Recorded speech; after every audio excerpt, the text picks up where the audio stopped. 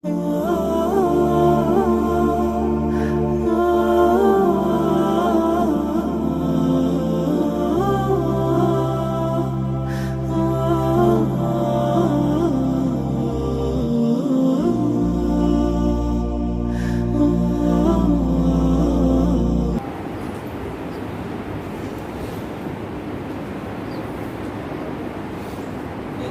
لله نحمده ونستعينه ونستغفره ونعوذ بالله من شرور أنفسنا ومن سيئات أعمالنا من يهده الله فلا مضل له ومن يضلله فلا هادي له وأشهد أن لا إله إلا الله وأشهد أن محمدا عبده ورسوله يا أيها الذين آمنوا اتقوا الله حق تقاته ولا تموتن إلا وأنتم مسلمون يا أيها الناس اتقوا ربكم الذي خلقكم من نفس واحدة وخلق منها زوجها وبث منهما رجالا كثيرا ونساء واتقوا الله الذي تساءلون به والأرحام إن الله كان عليكم رقيبا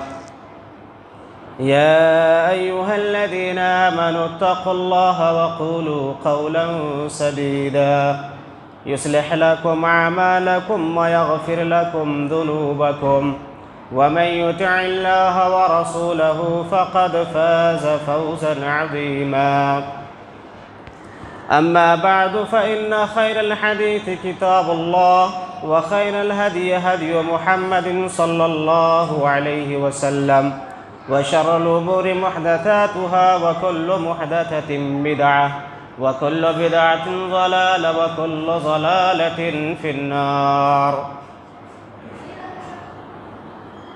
وقال الله تبارك وتعالى في مقام آخر أعوذ بالله من الشيطان الرجيم بسم الله الرحمن الرحيم يا أيها الذين آمنوا اتقوا الله وقولوا قولا سديدا يصلح لكم أعمالكم ويغفر لكم ذنوبكم ومن يطع الله ورسوله فقد فاز فوزا عظيما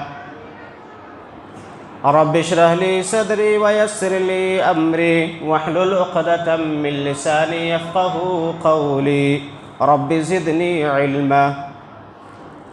تمام قسم کی تعریف، حمد و ثنا، کبریائی اور بڑائی اللہ رب العالمین کے لیے لائق و سزاوار ہے،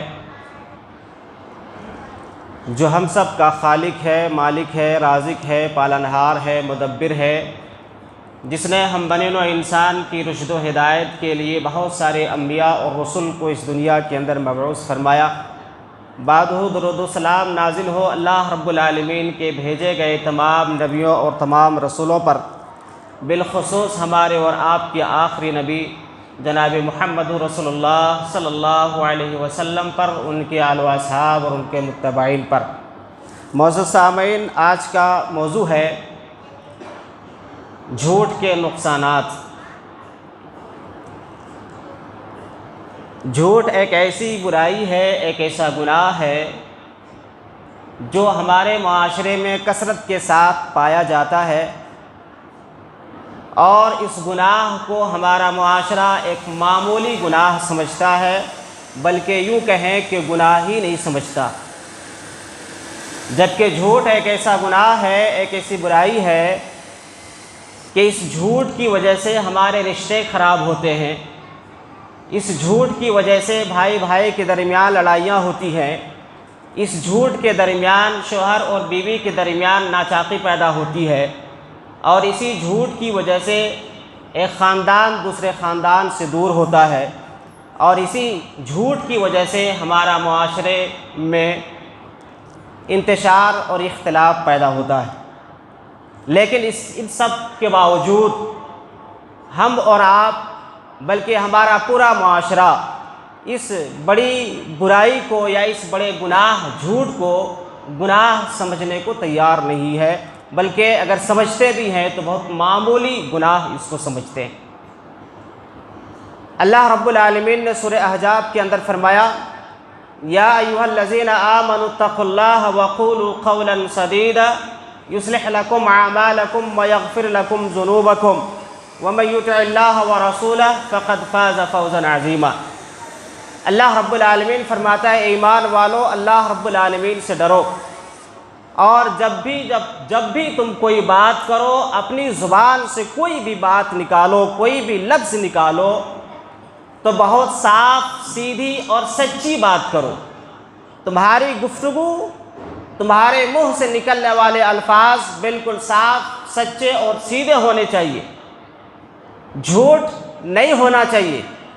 اور اللہ رب العالمین نے فرمایا اللہ رب العالمین، اللہ اور اس کے رسول کی اطاعت کرو، اللہ تبارک و تعالیٰ تمہارے گناہوں کو معاف فرما دے گا اور تمہارے اعمال کی اصلاح فرمائے گا۔ اللہ تبارک و تعالیٰ نے اس آیت کریمہ کے اندر جھوٹ سے بچنے کا 2 فائدہ بیان فرمایا ہے۔ سچ بات کو اختیار کرنے، سچائی کی راہ پر چلنے اور سچائی کے راستے پر چلنے کا 2 فائدہ اللہ رب العالمین نے گنایا ہے۔ پہلا فائدہ اللہ رب العالمین نے فرمایا کہ جب تم جھوٹ سے بچو گے اور سچی بات کرو گے تو اللہ رب العالمین تمہارے گناہ معاف فرما دے گا۔ اور دوسرا فائدہ اللہ رب العالمین نے فرمایا کہ تمہارے اعمال کی اصلاح فرمائے گا۔ اللہ تبارک و تعالیٰ نے اس جھوٹ کو قرآن مجید کے اندر اور نبی کریم صلی اللہ علیہ وسلم نے اپنی احادیث کے اندر اس جھوٹ کی سنگینی کو بیان فرمایا ہے اور بتایا ہے کہ یہ جھوٹ کتنا سنگین معاملہ ہے اور کتنا خطرناک جرم ہے، بہت بڑا گناہ ہے جس کو آج ہم اور آپ معمولی سمجھتے ہیں۔ جھوٹ کے تعلق سے اللہ رب العالمین نے کہا کہ جھوٹ ایک ایسا گناہ ہے جو ایمان کے منافی ہے، یعنی ایک مومن جھوٹا نہیں ہو سکتا، ایک مومن جھوٹ نہیں بول سکتا۔ اللہ رب العالمین سورہ نحل کے اندر فرماتا ہے انما یفتر الکذب لا یؤمنون بآیات اللہ واولئک هم الکاذبون۔ اللہ رب العالمین نے فرمایا کہ بے شک جھوٹ وہ لوگ بولتے ہیں، جھوٹ وہ لوگ گڑھتے ہیں جن کا اللہ کی آیتوں کے اوپر ایمان نہیں ہوتا ہے۔ اللہ کیا فرماتا ہے کہ جھوٹ وہ لوگ بولتے ہیں جن کا اللہ کی آیتوں کے اوپر ایمان نہیں ہوتا ہے، وَأُولَئِكَ هُمُ الْكَاذِبُونَ، اور یہ لوگ جھوٹے ہوتے ہیں۔ تو اس آیت کریمہ کے اندر اللہ رب العالمین نے جھوٹ کو ایمان کے منافی اعمال میں سے ایک عمل بتایا، اور اللہ رب العالمین نے بتایا کہ جھوٹ ان لوگوں کا شیوا ہے، جھوٹ بولنا ان کا کام ہے جن کا ایمان اللہ پر نہیں ہے، جن کا ایمان اللہ کی آیتوں پر نہیں ہے، جن کا ایمان اللہ اور اس کے رسول پر نہیں ہے، وہ لوگ جھوٹ بولتے ہیں۔ اسی طریقے سے اللہ رب العالمین نے جھوٹ کی سنگینی کو بیان کرتے ہوئے سورہ حج کے اندر اللہ رب العالمین ایک جگہ فرماتا ہے فَاجْتَنِبُوا الرِّجْسَ مِنَ الْأَوْثَانِ وَاجْتَنِبُوا قَوْلَ الزُّورِ۔ اللہ رب العالمین نے فرمایا کہ تم بتوں کی گندگی سے بچو اور جھوٹ سے بچو۔ اس آیت کریمہ کے اندر اللہ رب العالمین نے جھوٹ کو شرک جیسے بڑے گناہوں کے ساتھ بیان فرمایا ہے۔ شرک کتنا بڑا گناہ ہے، کسی بھی مسلمان کے سامنے شرک کو بیان کیا جائے تو مسلمان فوراً زبان سے کہتا ہے کہ مشرک کے لیے اللہ رب العالمین نے جنت کو حرام قرار دیا ہے، مشرک کے لیے اللہ رب العالمین نے جہنم کو واجب قرار دیا ہے، ایک مشرک کبھی بھی جنت کے اندر نہیں جا سکتا۔ لیکن اسی شرک کے ساتھ اور اسی جرم عظیم کے ساتھ، اسی بڑے گناہ کے ساتھ اللہ رب العالمین نے شرک کی سنگینی کو بیان کرنے کے ساتھ ساتھ، شرک سے بچنے کے ساتھ ساتھ جھوٹ جیسی برائی سے بھی بچنے کا حکم دیا، اور اللہ رب العالمین نے فرمایا کہ تم بتوں کی گندگی سے، شرک سے جیسے بچتے ہو، شرک سے تم بچو اور جھوٹ سے بھی بچو۔ یعنی ایک مسلمان جس طریقے سے ہم سب کوشش کرتے ہیں کہ کبھی بھی ہماری زندگی میں ہم سے شرک والا کوئی فعل نہ ہو، شرک والا کوئی عمل نہ ہو، لیکن جھوٹ کے معاملے میں ہم یہ چیز نہیں سوچتے۔ جبکہ اللہ رب العالمین نے دونوں کو ایک ساتھ ذکر کیا ہے۔ ایک ہی آیت میں اللہ رب العالمین نے بیان فرمایا کہ شرک سے بھی بچو اور جھوٹ سے بھی بچو۔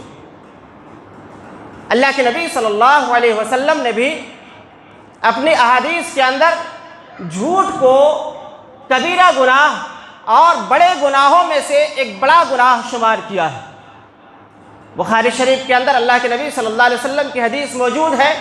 آپ صلی اللہ علیہ وسلم نے فرمایا الا انبئکم باکبر الکبائر، اپنے صحابہ کو آپ نے فرمایا کہ میرے صحابہ کیا میں تم لوگوں کو بڑے گناہ کے بارے میں نہ بتاؤں؟ صحابہ نے کہا کہ اللہ کے نبی بے شک آپ ضرور بتائیں، بڑے گناہ کون کون سے ہیں آپ بتائیں۔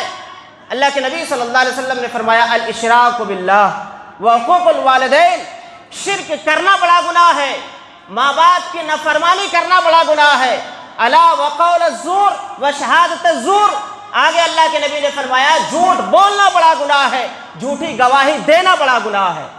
اس حدیث کو روایت کرنے والے حضرت ابو بکر رضی اللہ عنہ کہتے ہیں کہ اللہ کے نبی نے اس آخری لفظ کو الا وقول الزور، الا وقول الزور کو اتنا دفعہ دہرایا، اتنا بار آپ نے کہا کہ ہم اپنے دل میں سوچنے لگے کہ کاش اللہ کے نبی اب خاموش ہو جاتے۔ بار بار ایک لفظ کو دہرانے کا مطلب اور مقصد کیا ہے؟ مقصد اور مطلب یہ ہے کہ سامنے والا اچھی طریقے سے سمجھ جائے اور اپنے ذہن میں دماغ میں یہ بات بٹھا لے کہ جس طریقے سے شرک بڑا گناہ ہے، ماں باپ کی نافرمانی کرنا بڑا گناہ ہے، اسی طریقے سے جھوٹ بولنا بھی ایک بڑا گناہ ہے۔ اس چیز کو سننے والا، سامنے والا اپنے ذہن میں، اپنے دماغ میں اچھی طریقے سے بٹھا لے۔ اس لیے اللہ کے نبی صلی اللہ علیہ وسلم نے بار بار تکرار کے ساتھ ایک ہی لفظ کو ریپیٹ فرمایا الا وقول الزور وشہادۃ الزور، الا وقول الزور وشہادۃ الزور، جھوٹی بات سے بچو اور جھوٹی گواہی سے بچو۔ آپ نے اس کو بڑے گناہوں میں سے شمار فرمایا۔ جھوٹ ایک ایسا گناہ ہے، ایک ایسی برائی ہے کہ اللہ رب العالمین نے اس جھوٹ بولنے والے لوگوں کے تعلق سے سورہ توبہ کے اندر فرمایا کہ یہ لوگ ناپاک ہیں۔ نجس کا لفظ اللہ رب العالمین نے بیان فرمایا۔ غزوہ تبوک ایک مشہور جنگ ہوئی ہے، ایک مشہور لڑائی ہوئی نبی کریم صلی اللہ علیہ وسلم کے زمانے میں۔ اس لڑائی میں بہت سارے منافقین شریک نہیں ہوئے، شامل نہیں ہوئے۔ جب اللہ کے نبی جنگ سے واپس آ گئے تو یہ منافقین جو تھے، یہ لوگ اللہ کے نبی صلی اللہ علیہ وسلم کے پاس آئے اور ان لوگوں نے عذر پیش کیا، ہیلے بنائے، بہانے تراشے۔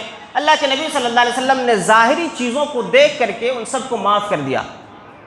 بہانے بنائے لوگوں نے، عذر پیش کیا۔ یہ منافقین تھے، 3 مسلمان تھے، 3 صحابی تھے، اللہ رب العالمین نے ان کی توبہ کو قبول فرما لیا۔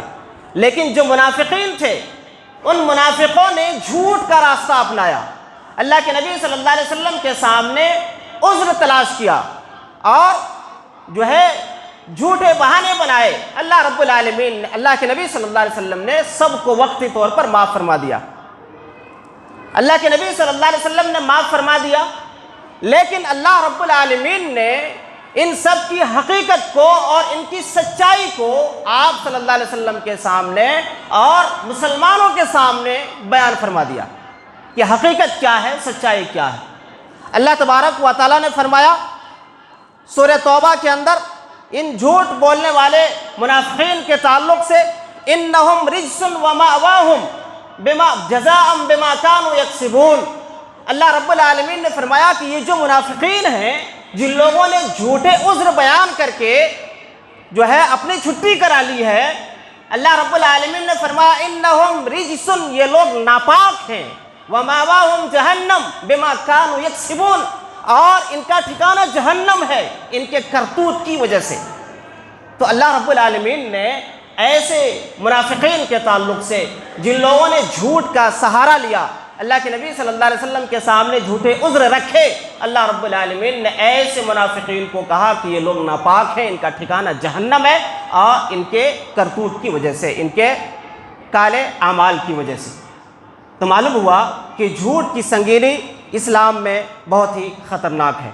جھوٹ ایک بڑا گناہ ہے، جھوٹ کبیرہ گناہوں میں سے ایک کبیرہ گناہ ہے۔ جھوٹ کے نقصانات جو ہیں جھوٹ کے نقصانات بھی کافی ہیں۔ چند چیزیں میں آپ کے سامنے جھوٹ کے کیا نقصان ہیں اور جھوٹ کی تباہی یا اس کی ہلاکت کیا ہے، چند چیزیں میں آپ کے سامنے رکھتا ہوں۔ سب سے پہلی چیز، جھوٹ جہنم میں لے جانے کا باعث ہے۔ جھوٹ آدمی جب بولتا ہے تو وہ جھوٹ اس انسان کو جہنم میں لے جاتا ہے۔ اللہ کے نبی صلی اللہ علیہ وسلم نے فرمایا، علیکم بالصدق فإن الصدق يهدي إلى البر وإن البر يهدي إلى الجنة وإن الرجل يصدق حتى يكتب عند الله صديقا۔ اللہ کے نبی صلی اللہ علیہ وسلم فرماتے ہیں کہ تم لوگ سچائی کو لازم پکڑو، ہمیشہ سچ بولو، سچائی کو لازم پکڑو۔ آگے اللہ کے نبی فرماتے ہیں اس لیے کہ سچائی نیکی کی طرف لے کر کے جاتی ہے اور نیکی انسان کو جنت میں لے کر کے جاتی ہے۔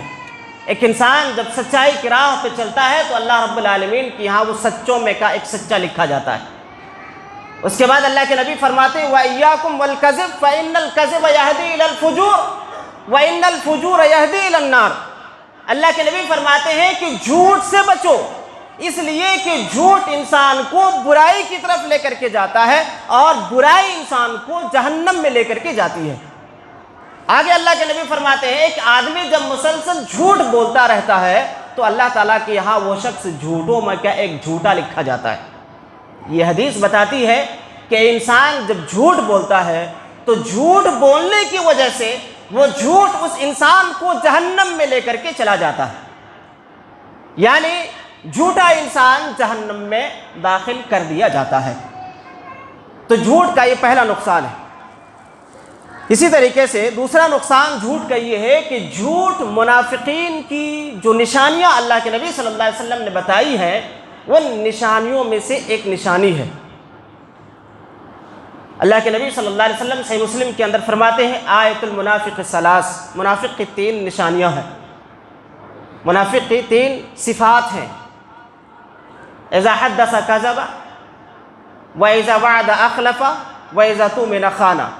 اللہ کے نبی فرماتے ہیں کہ منافق جب بات کرے گا تو جھوٹ بولے گا، جب وعدہ کرے گا تو وعدہ خلاف ورزی کرے گا، اور جب اس کے پاس کوئی امانت رکھی جائے گی تو اس امانت میں وہ خیانت کرے گا۔ یہ 3 صفات، 3 نشانیاں، 3 علامتیں اللہ کے نبی صلی اللہ علیہ وسلم نے منافقین کے تعلق سے گنائی کہ منافق وہ ہے کہ جب بھی بات کرے گا جھوٹ بولے گا، منافق وہ ہے جب بھی وہ وعدہ کرے گا تو مکر جائے گا، منافق وہ ہے جب بھی اس کے پاس کوئی امانت رکھی جائے گی تو اس میں وہ خیانت کرے گا۔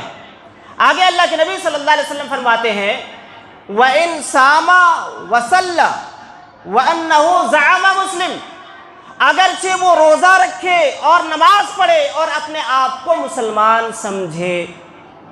دیکھیے بہت سخت بات ہے اس کے اندر کہ جس شخص کے اندر 3 صفتیں پائی جائیں گی، اور ایک دوسری روایت کے اندر ہے کہ جس کے اندر 4 صفتیں پائی جائیں گی، 3 یہی ہے، جھوٹ بولنا، وعدہ خلافی کرنا، امانت میں خیانت کرنا، اور نمبر 4 میں ہے جب کبھی تو میں ہو جائے، آپس میں لڑائی ہو جائے تو گالی گلوچ پہ اتر آنا۔ تو یہ 4 نشانیاں اللہ کے نبی نے ایک دوسری حدیث کے اندر کہا، اور کہا کہ یہ چاروں چیزیں اگر کسی کے اندر پائی جاتی ہیں تو وہ پکا منافق ہے، کوئی شک نہیں اس میں، وہ پکا منافق ہے جس کے اندر یہ 4 نشانیاں پائی جاتی ہیں۔ اب ان دونوں حدیثوں کو ملائیں گے تو نتیجہ کیا نکلتا ہے؟ نتیجہ یہ نکلتا ہے کہ یہ چاروں نشانیاں اگر کسی شخص کے اندر پائی جاتی ہیں، نمبر 1 جھوٹ بولنا، نمبر 2 وعدہ خلافی کرنا، نمبر 3 گالی گلوچ کرنا، نمبر 4 امانت میں خیانت کرنا، تو اللہ کے نبی فرماتے ہیں اگرچہ وہ نماز پڑھے، اگرچہ وہ روزہ رکھے اور اپنے آپ کو مسلمان سمجھے، لیکن وہ منافق ہے۔ اب ہم اور آپ دل پہ ہاتھ رکھ کر کے سوچیں کہ یہ نشانیاں کہیں ہمارے اندر پائی تو نہیں جاتی ہیں؟ کہیں یہ جو صفات اللہ کے نبی صلی اللہ علیہ وسلم نے منافقین کے بتائی اور واضح انداز میں آپ نے کہا کہ اگر چاروں چیزیں پائی جاتی ہیں اور اپنے آپ کو نمازی سمجھتا ہے، مسلمان سمجھتا ہے، سمجھنے دو، لیکن وہ پھر بھی منافق ہے، تو ہم اور آپ ٹھنڈے دماغ سے سوچیں اور غور کریں کہ کیا یہ برائیاں، یہ صفات، یہ نشانیاں ہمارے اندر پائی جاتی ہیں؟ اگر پائی جاتی ہیں تو ہمیں ان نشانیوں کو دور کرنے اور ان خوبیوں کو، ان برائیوں کو اپنے سے الگ کرنے کی کوشش کرنی چاہیے۔ تو بہرحال یہ دوسری چیز ہے۔ تیسری چیز، جھوٹ ہلاکت کا سبب ہے۔ جھوٹا انسان ہلاکت سے، بربادی سے دوچار ہوگا۔ اللہ کے نبی صلی اللہ علیہ وسلم سنن ترمذی کے اندر فرماتے ہیں وَيْلٌ لِلَّذِي يُحَدِّثُ فَيَكْذِبُ لِيُضْحِكَ بِهِ الْقَوْمُ وَيْلٌ لَهُ وَيْلٌ لَهُ۔ اللہ کے نبی صلی اللہ علیہ وسلم فرماتے ہیں ہلاکت ہے اس آدمی کے لیے، بربادی ہے اس آدمی کے لیے، تباہی ہے اس آدمی کے لیے، ویل ہے اس آدمی کے لیے جو لوگوں کو ہنسانے کے لیے جھوٹ بولتا ہے۔ ویل ہے اس کے لیے، ویل ہے اس کے لیے، ہلاکت ہے اس کے لیے، تباہی ہے اس کے لیے، بربادی ہے اس کے لیے۔ کس کے لیے؟ جو ہنسانے کے لیے جھوٹ بولتا ہے۔ آج یہ چیز ہمارے معاشرے میں عام ہے، واٹس ایپ ہے، فیس بک ہے، اس میں آتے رہتے جو ہے کامیڈی ویڈیو رہتے اس میں، اور جوکس رہتے۔ یہ ساری چیزیں ہم کیا کرتے ہیں؟ بلا سوچے سمجھے دنا دن ایک دوسرے کے ساتھ شیئر کرنا اور فارورڈ کرنا، اس کو بھیجو، اس کو بھیجو، وہاں شیئر کرو، وہاں سینڈ کرو، وہاں فارورڈ کرو، بغیر سوچے سمجھے، بغیر تحقیق کے کہ یہ جو کام ہم کر رہے ہیں یہ کتنا خطرناک کام ہے، کتنا بڑا گناہ ہے اور اس کا نقصان کتنا خطرناک ہے۔ تو ہم اور آپ جو ہے سوشل میڈیا کا استعمال کرتے ہیں تو بڑے محتاط انداز سے ہونا چاہیے۔ جو بھی چیز آئے اس کو فوراً آگے شیئر نہیں کرنا چاہیے، بلکہ اس کے تعلق سے پہلے آپ دیکھیں کہ کیا حقیقت ہے یا نہیں ہے۔ پھر اگر آپ کو سمجھ میں نہیں آیا تو آپ کسی عالم سے رجوع کریں، یا کسی اور سے آپ جن کو سمجھتے ہیں کہ ان کو حقیقت معلوم ہوگا تو آپ ان سے معلوم کریں، پھر آپ کوئی چیز جو ہے شیئر کریں یا جو ہے فارورڈ کریں۔ تو یہ حدیث اللہ کے نبی صلی اللہ علیہ وسلم فرماتے ہیں جھوٹ کا تیسرا نقصان یہ ہے کہ جھوٹا شخص کے لیے ہلاکت ہے، بربادی ہے، تباہی ہے، ویل ہے ایسے لوگوں کے لیے جو جھوٹ بولتا ہو صرف مزے لینے کے لیے، دوسرے لوگوں کو ہنسانے کے لیے۔ آج خاص طور سے نوجوانوں میں یہ برائی، یہ گناہ پایا جاتا ہے۔ چار ایک جگہ جمع ہوں گے، گپے لڑائیں گے، جو ہے اس میں ہنسی ٹھہاکے ہوں گے، اور ان کے نزدیک یہ کیا ہے؟ یہ ٹائم پاس ہے، انجوائے کر رہے ہیں، لطف اندوز ہو رہے ہیں۔ یہ گناہ ہے، یہ خطرناک گناہ ہے، بہت بڑا جرم ہے۔ نمبر 4، جھوٹا شخص اللہ رب العالمین کی رحمت سے محروم ہو جاتا ہے۔ جھوٹا شخص اللہ رب العالمین کی رحمت سے محروم ہو جاتا ہے۔ اور جھوٹ کی کئی ساری قسمیں ہیں، جھوٹا الزام لگانا، جھوٹی تہمت لگانا، وغیرہ وغیرہ چیزیں ہیں۔ تو اللہ کے نبی صلی اللہ علیہ وسلم نے اس تعلق سے فرمایا سنن نسائی کے اندر ثلاثۃ لا یکلمہم اللہ یوم القیامہ ولا ینظر الیہم ولا یزکیہم ولہم عذاب علیم۔ اللہ کے نبی فرماتے ہیں 3 شخص ایسے ہیں کہ اللہ رب العالمین قیامت کے دن ان 3 لوگوں سے بات نہیں کرے گا، ان 3 لوگوں کی طرف رحمت کی نظر سے نہیں دیکھے گا، اور ان کے لیے دردناک عذاب ہوگا، سخت عذاب ہوگا۔ اللہ کے نبی صلی اللہ علیہ وسلم نے جو 3 شخص بتائے، یہ 3 بدنصیب کون ہیں؟ جن کے طرف اللہ رب العالمین رحمت کی نظر سے نہیں دیکھے گا، جن سے اللہ رب العالمین قیامت کے دن بات کرنا گوارا نہیں کرے گا، جن کے لیے سخت عذاب ہوگا۔ اللہ کے نبی صلی اللہ علیہ وسلم نے 3 لوگوں کو گنائے اس کے اندر۔ نمبر 1، ملک الکذاب، جھوٹا بادشاہ۔ ایک بادشاہ ہے، پوری مملکت کا وہ حاکم ہے، ساری چیزیں اس کے کنٹرول میں ہے، اس کو جھوٹ بولنے کی ضرورت نہیں ہے، اس کے باوجود وہ جھوٹ بولتا ہے۔ نمبر 2، وعائل مستکبر، تکبر، گھمنڈی فقیر۔ ایک فقیر ہے، مانگ کے کھانے والا ہے، اس کے پاس ہے بھی نہیں، پھر بھی وہ اکڑتا ہے، اس کے اندر غرور اور تکبر، گھمنڈ ہے۔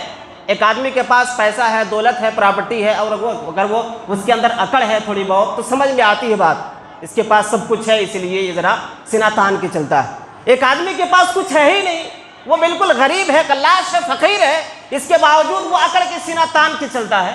اللہ کے نبی فرماتے ہیں اس آدمی کی طرف بھی اللہ رب العالمین رحمت کی نظر سے نہیں دیکھے گا۔ اور نمبر 3، وشیخ ظالم، بوڑھا زناکار۔ جب آدمی بوڑھا ہو جاتا ہے تو ویسے بھی اس کی ہڈیاں کمزور ہو جاتی ہیں، اس کے اندر وہ جذبات، وہ خواہشات نہیں ہوتی ہیں، اس کے باوجود اگر وہ گناہ کرے تو یہ گناہ بہت سنگین ہے۔ تو بہرحال اس حدیث کے اندر جو 3 لوگ بتائے ہیں ان میں سے پہلا ہے جھوٹا شخص۔ تو جھوٹے کے لیے اللہ رب العالمین کی رحمت سے محرومی ہے۔ قیامت کے دن اللہ رب العالمین جھوٹے شخص کی طرف رحمت کی نظر سے نہیں دیکھے گا، اور عذاب بڑا سخت ہوگا ایسے لوگوں کے لیے۔ اللہ رب العالمین ایسے لوگوں کی طرف، ایسے لوگوں سے کلام بھی نہیں فرمائے گا۔ اور اسی طریقے سے جھوٹ کی سنگینی کی ایک 5ویں چیز میں آپ کے سامنے رکھ کر کے اپنی بات کو ختم کرتا ہوں۔ جھوٹ کا انجام دنیا بھی بڑا خطرناک ہوتا ہے، آخرت میں بھی بڑا خطرناک ہوگا۔ دنیا میں بھی خطرناک ہے، آخرت میں بھی خطرناک ہوگا۔ ایک دوسرے کے اوپر جھوٹا الزام لگانا، ایک دوسرے کو بلیم کرنا، ایک دوسرے کے اوپر جو ہے گناہ ہم نے کیا آپ کے سر تھوپ دینا، کسی اور نے کیا کسی اور کے سر تھوپ دینا، یہ بڑا سخت گناہ ہے، یہ بہت خطرناک چیز ہے۔ اس کا انجام دنیا میں بھی ہے اور آخرت میں بھی ہے۔ حضرت سعد بن ابی وقاص رضی اللہ عنہ کوفہ کے گورنر تھے۔ بخاری شریف کے اندر پورا واقعہ موجود ہے۔ حضرت سعد بن ابی وقاص رضی اللہ عنہ کوفہ کے گورنر تھے۔ وہاں کے لوگوں نے امیر المومنین حضرت عمر فاروق رضی اللہ عنہ کے سامنے شکایت بھیجی کہ ہمارا جو امیر ہے یہ ٹھیک ٹھیک نماز نہیں پڑھاتا ہے، یہ عدل و انصاف سے کام نہیں لیتا ہے، ہمارے درمیان جب اموال تقسیم کرتا ہے تو انصاف کے ساتھ نہیں کرتا ہے۔ حضرت امیر المومنین عمر فاروق رضی اللہ عنہ نے ایک ٹیم بنا کر کے کوفہ کی طرف بھیجا کہ جاؤ حقیقت حال معلوم کر کے آؤ، کیا صحیح ہے کیا غلط ہے۔ ٹیم آئی، مسجد میں پھر کر کے معلوم کیا کہ سعد بن وقاص ایک صحابی رسول ہے، بڑے جلیل القدر صحابی ہیں۔ تمام مسجدوں سے اچھی رپورٹ آئی کہ نہیں کہ ہمارا جو امیر ہے اچھا ہے، نمازیں بھی صحیح پڑھاتا ہے۔ اب دیکھیے ایک صحابی کے تعلق سے نماز اچھی نہیں پڑھاتا ہے، یہ الزام ہے، یہ کتنی بڑی جرأت ہے کہ ایک صحابی رسول جنہوں نے اللہ کے نبی سے خود نماز سیکھا ہو، اس شخص کے تعلق سے یہ کہا جا رہا ہے کہ اس کو نماز پڑھانا نہیں آتا ہے۔ حضرت سعد بن ابی وقاص رضی اللہ عنہ کے تعلق سے ساری مسجدوں سے رپورٹ اچھی آئی۔ ایک محلے میں گئے، بنو عبس محلے میں، وہاں پر مسجد میں جب رپورٹ مانگی گئی سب نے اچھی رپورٹ پیش کی۔ ایک شخص کھڑا ہوا اور کہا کہ ہاں، سعد بن ابی وقاص ہمیں نماز صحیح نہیں پڑھاتے، ہمارے درمیان عدل و انصاف سے کام نہیں لیتے، اور ان طریقے سے اور بھی شکایتیں کی۔ حضرت سعد بن وقاص رضی اللہ عنہ نے کہا کہ میں تمہارے لیے 3 دعائیں کروں گا۔ کہا اللہ رب العالمین اگر یہ شخص جھوٹا ہے اور دکھاوے کے لیے، ریا کے لیے کھڑا ہوا ہے تو اس کے لیے 3 دعائیں ہیں۔ انہوں نے پہلی دعا کی کہ اللہ رب العالمین تیری عمر کو لمبی کر دے۔ دوسری دعا کی اللہ رب العالمین تجھے غریبی میں مبتلا کر دے۔ تیسری دعا کی اللہ رب العالمین تجھے فتنے میں مبتلا کر دے۔ روایتوں کے اندر آتا ہے کہ وہ شخص جو ہے بہت لمبی عمر پایا اور جو ہے بہت غریبی کی زندگی بسر کرنے لگا، اور فتنے میں یہ مبتلا ہوا کہ اس کے چہرے میں جھریاں پڑنے کے باوجود، سخت بوڑھا اور ضعیف ہونے کے باوجود راستے میں کھڑے ہو کر کے عورتوں کو چھیڑا کرتا تھا، اور وہ کہتا تھا کہ یہ حضرت سعد بن ابی وقاص رضی اللہ عنہ کی بد دعا ہے۔ تو آپ دیکھیں یہ جھوٹ کا نتیجہ، اس کا رزلٹ دنیا میں بھی آتا ہے۔ اسی طریقے سے بنی اسرائیل کا واقعہ بڑا مشہور ہے۔ 3 لوگ تھے، ایک اندھا تھا، دوسرا گنجا تھا، تیسرا کوڑھی تھا جس کو کوڑھ کی بیماری تھی۔ ان تینوں کے پاس فرشتہ آیا اور جو ہے ان کی بیماری اچھی ہو گئی، بڑے مالدار ہو گئے۔ اللہ نے ان کو جو ہے ایک کو اونٹ سے نوازا، دوسرے کو گائے سے نوازا، تیسرے کو بکریوں سے نوازا۔ پھر کچھ مدت کے بعد، کچھ سالوں کے بعد اللہ رب العالمین نے فرشتوں کو بھیجا۔ پہلے کے پاس آیا اور اس کو کہا کہ تم جو ہے نابینا تھے، تم اندھے تم جو ہے کوڑھ کی بیماری تم کو تھی، تم سے لوگ گھن کھاتے تھے، تمہارے نزدیک نہیں آتے تھے، تم کو اللہ نے شفا دی، تم کو تندرست بنایا، اللہ نے مال سے نوازا، یہ ساری چیزیں کہا۔ اس آدمی نے کہا کہ نہیں بیکار کی باتیں، یہ سب بکواس ہے، یہ جو دولت میرے پاس ہے یہ میرے خاندان سے چلی آ رہی ہے، نسل در نسل جو ہے چلی آ رہی ہے، کس نے کچھ نہیں دیا، میں کبھی بیمار تھا ہی نہیں، میں تو ہمیشہ فٹ تھا۔ اللہ رب العالمین نے اس کو ویسے ہی فوراً بنا دیا۔ جھوٹ بولا آدمی نے، اللہ کی نعمتوں کی ناشکری کی وہ تو چھوڑیے، جھوٹ بولا، سفید جھوٹ تھا۔ دوسرے آدمی نے بھی کہا جو گنجا تھا کہ میں کبھی گنجا ہوا ہی نہیں، میرے سر میں الحمدللہ جو ہے اچھے اچھے بال ہیں، ہمیشہ سے تھے، میرے پاس جو مال ہے، جو گائے ہیں، یہ ساری چیزیں خاندانوں سے چلی آ رہی، کسی نے دیا نہیں ہے۔ اس نے بھی جھوٹ بولا، اللہ نے اس کی بھی دولت کو فوراً چھین لیا۔ تو آپ بتانے کا مطلب یہ ہے کہ تیسرے نے سچ بولا تو اللہ نے اس کو برقرار رکھا۔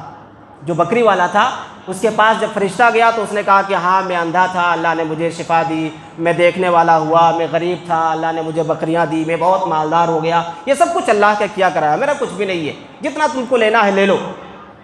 تو اللہ رب العالمین نے اس کی دولت کو، اس کی عزت شہرت کو برقرار رکھا۔ اور پہلے جو دو لوگ جھوٹ بولے تھے، ان جھوٹ بولنے کی وجہ سے اللہ رب العالمین نے ان دونوں کو پہلی حالت میں بنا دیا، ایک کو گنجا بنا دیا، دوسرے کو کوڑ کی بیماری میں مبتلا کر دیا۔ تو یہ کیا ہے، دنیا کے اندر اس کا انجام ہے، جھوٹ کا دنیاوی انجام ہے۔ اللہ رب العالمین ہم سب کو جھوٹ سے بچائے۔ آخرت میں بھی جھوٹ کا انجام بڑا خطرناک ہے۔ اللہ کے نبی صلی اللہ علیہ وسلم نے، صرف ایک چیز میں آپ کو بتا دوں، اللہ کے نبی صلی اللہ علیہ وسلم کے پاس، اللہ کے نبی صلی اللہ علیہ وسلم فرماتے ہیں کہ ایک دن، ایک رات کو میں نے خواب دیکھا، اور خواب میں دیکھا کہ دو فرشتے مجھے لے کر کے گئے۔ میں نے دیکھا کہ ایک آدمی جو ہے بیٹھا ہوا ہے، اور اس کے سر کے پاس ایک آدمی کھڑا ہوا ہے، اور اس کے منہ کو جو ہے چیرا جا رہا ہے، پھاڑا جا رہا ہے، ادھر سے پھاڑتا ہے، پھر ادھر کا نمبر آتا ہے تب تک ادھر صحیح، جب تک ادھر کا نمبر آتا ہے تب تک ادھر صحیح، وہ معاملہ اس کے ساتھ ہوتا رہتا ہے۔ اللہ کے نبی صلی اللہ علیہ وسلم نے پوچھا کہ یہ آدمی کون ہے جو اتنی سخت عذاب میں مبتلا ہے کہ ایک طرف کے گال کو پھاڑا جاتا ہے، پھر وہ صحیح ہو جاتا ہے، پھر دوسرے طرف کے پھاڑا جاتا ہے، پھر صحیح ہو جاتا ہے۔ اللہ کے نبی صلی اللہ علیہ وسلم سے کہا گیا کہ اللہ کے نبی، یہ وہ آدمی ہے جو دنیا میں جھوٹ بولتا تھا اور اس کا جھوٹ مشہور ہو جاتا تھا۔ تو یہ اخروی انجام ہے۔ تو بہرحال بتانے کا مطلب یہ ہے کہ اس جھوٹ کا رزلٹ اور اس کا نتیجہ دنیا بھی دکھائی دیتا ہے اور آخرت میں بھی دکھائی دے گا۔ تو اس جھوٹ سے ہم سب کو بچنے کی ضرورت ہے۔ آخر میں اللہ رب العالمین سے دعا ہے، اللہ تعالیٰ ہم سب کو جھوٹ جیسی برائی سے دور رہنے، اپنے معاشرے کو اس سے پاک کرنے کی توفیق عطا فرمائے۔ الہ العالمین ہم سب کو کتاب و سنت کے مطابق اپنی زندگی گزارنے کی توفیق عطا فرمائے۔ الہ العالمین ہم سب کو سچائی کی راہ پر چلنے، سچائی کو اپنانے، سچوں کا اپنا ساتھی بنانے کی توفیق عطا فرمائے۔ الہ العالمین ہمیں سے جو بھی مسلمان بیمار ہیں تو ان کو شفائے کاملہ عاجلہ عطا فرمائے۔ الہ العالمین کوئی شخص اگر مقروض ہے، اللہ تعالیٰ تو ان کے قرض کو ادا کرنے کا کوئی آسان اور سہل ذریعہ عطایت فرما۔ الہ العالمین ہم میں سے جو بھی مسلمان بے روزگار ہیں، اللہ تو انہیں حلال اور پاکیزہ روزی عطا فرما۔ الہ العالمین ہم جب تک اس دنیا کے اندر جئیں، ایمان، اسلام اور توحید پر ہمیں زندہ رکھنا، اور جب بھی ہمارا خاتمہ ہو، خاتمہ بالخیر، ایمان، اسلام، توحید پر ہمارا خاتمہ فرمانا۔ آمین ثم آمین۔ وآخر دعوانا الحمد للہ رب العالمین۔